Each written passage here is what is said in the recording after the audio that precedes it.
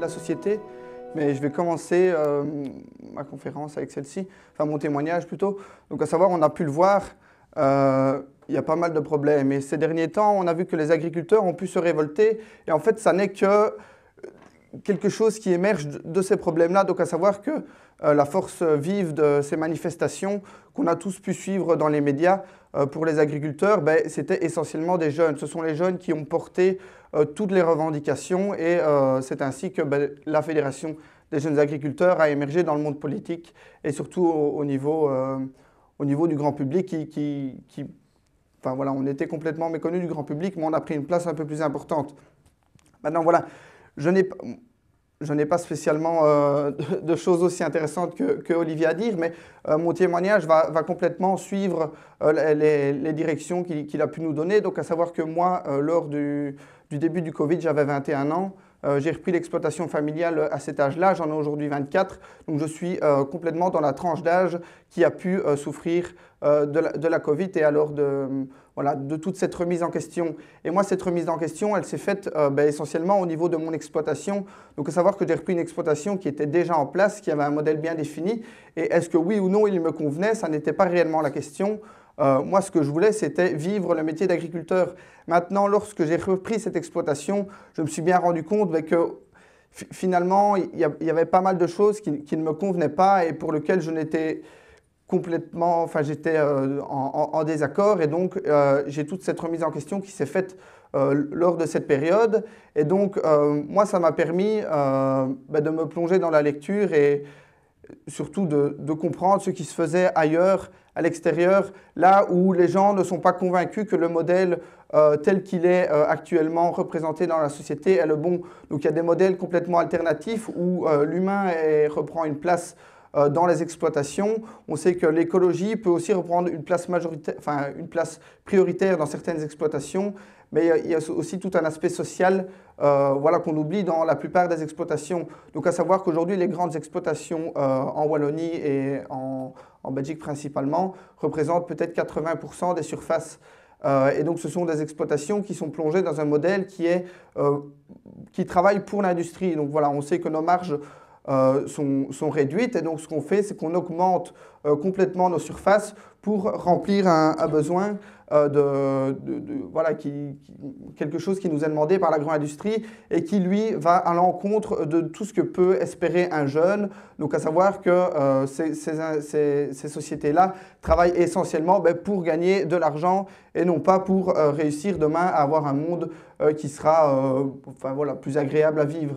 Et donc, en ce moment, dans la jeunesse, il y a beaucoup de remises en question et surtout au niveau agricole parce que forcément on a le choix en fait entre deux modèles lorsqu'on reprend une exploitation, soit de suivre le modèle que nos parents ont été contraints de suivre par le passé et ça n'était pas spécialement un souhait de leur part de s'industrialiser, mais on savait que si on sortait de cette industrialisation et de cette mondialisation de l'agriculture, on sortait de la possibilité de continuer à être agriculteur. Donc aujourd'hui, les fermes qui sont les plus viables sont les fermes qui anciennement, peut-être dans les années 80-90, ont pris le pas de se lancer dans l'agrandissement des exploitations et de s'industrialiser avec des économies d'échelle.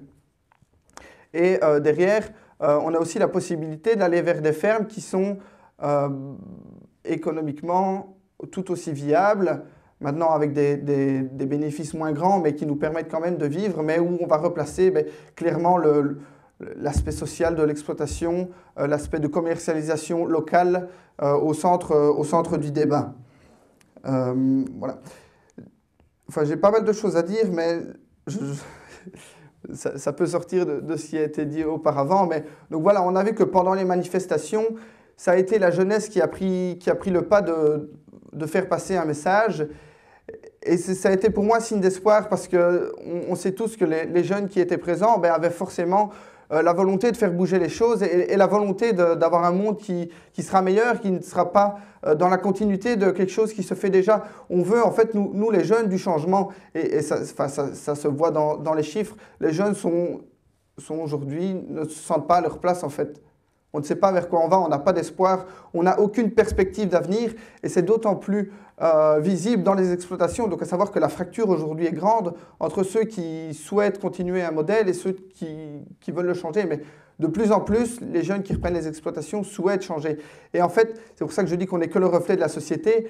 L'ensemble de nos revendications et l'ensemble de toutes nos actions ont été soutenues par, je pense, 90 à 95% de la société civile et des messages qui venaient de l'extérieur et principalement des jeunes pour nous soutenir. Enfin voilà, on en a eu par centaines. Et donc je pense que c'est clairement la démonstration de quelque chose. Et enfin voilà, excusez-moi, je suis un peu perdu avec tout ça, mais il y a clairement aujourd'hui une fracture et on sait que nous les jeunes, on n'aspire plus à la même chose enfin vous m'excuserez, mais vous les parents et grands-parents. Lorsque mon père s'est installé sur son exploitation, il n'avait qu'un seul souhait, c'était rentrer dans un modèle qui lui permettrait d'agrandir au plus son exploitation et donc de maximiser l'ensemble de ses charges et derrière de ne pas soutenir un modèle qui est viable socialement et même écologiquement, environnementalement. Alors que nous, la jeunesse, ce qu'on veut, c'est de l'espoir. Ce qu'on veut, c'est être certain que les enfants que je peux avoir dans le futur auront la même chance que moi de vivre dans un monde qui est en paix et qui surtout aura pour objectif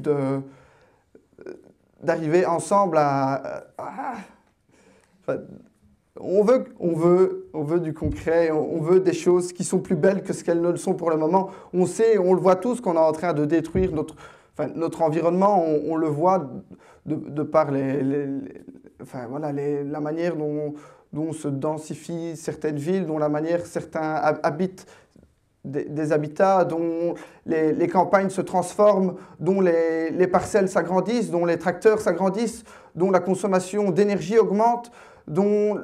Enfin voilà, il y a pas mal de choses qui sont représentatives d'une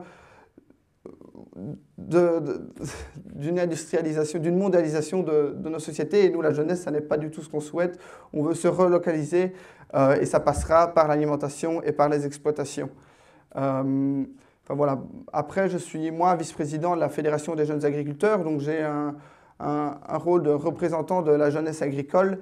Et je représente ici la plupart des jeunes agriculteurs. J'ai peut-être eu la chance de m'installer assez jeune. Maintenant, il y a pas mal de jeunes qui souhaitent s'installer, mais qui financièrement savent que ça ne marchera pas parce qu'aujourd'hui, le monde est fait pour que les exploitations soient trop grandes et ne puissent pas être reprises par le jeune qui a juste pour objectif de travailler la terre, de faire de l'élevage, d'élever des cochons.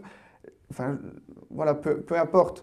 Les seuls modèles qui aujourd'hui sont viables pour des jeunes, ce sont des modèles qui sont sur de toutes petites structures où les charges sont très faibles et où l'investissement en capital est très faible. Aujourd'hui, la majorité des exploitations ont comme capital principal le foncier. On sait que les hectares aujourd'hui ne sont plus du tout, enfin le prix des hectares n'est plus du tout corrélé avec voilà, ce que peut rapporter en valeur alimentaire un hectare. Et donc les jeunes sont perdus dans tout ça et savent que s'ils reprennent, ben, ils vont en fait s'enfermer dans un modèle qui va les tuer à petit feu et qu'au final, ben, ils n'auront plus qu'une chose à faire, c'est remettre à terme aux plus gros agriculteurs qui se trouvent déjà à côté et qui, lui, s'est industrialisé par le passé et clairement la représentation même de la mondialisation. La colère s'est manifestée lors des différentes actions qu'on a pu avoir, que ce soit à Bruxelles ou dans nos localités. Et c'est vrai qu'il y a certains dégâts qui ont été occasionnés de par notre faute ou nous, on n'en sait trop rien. Il y a pas mal de choses qui font que les choses arrivent et on n'est pas spécialement volontaire à les faire. Et donc c'est vrai qu'on a été, en tout cas pour certains agriculteurs, maintenant sont auditionnés par la police et risquent certaines actions pénales, quoi.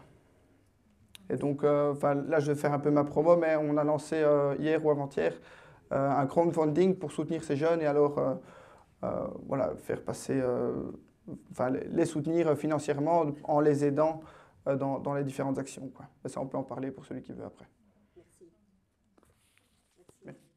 Merci.